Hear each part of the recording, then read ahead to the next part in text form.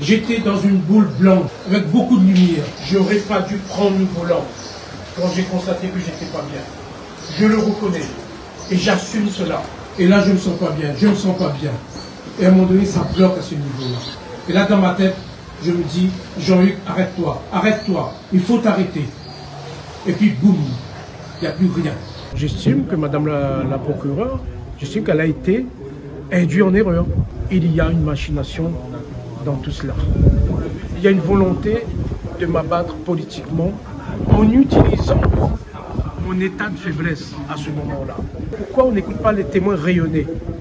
Pourquoi on se base seulement sur les déclarations de 4 personnes, c'est-à-dire 2 personnels soignants et 2 gendarmes, c'est-à-dire des gens qui sont de passage à la Réunion.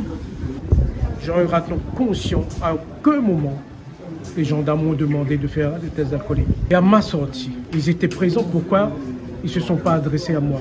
Ils pouvaient dire, M. Rathlon, soufflez au moins dans le ballon à ce moment-là, où j'étais totalement conscient. Mais il ne le fait pas. Est-ce que l'objectif, justement, c'était de garder ce flou pour pouvoir m'attaquer? Dans le rapport du CHU, il est clairement écrit que j'étais très conscient, que je ne titubais pas, que je parlais normalement, que je marchais très bien. C'est-à-dire le contraire même de l'état d'ivresse manifeste.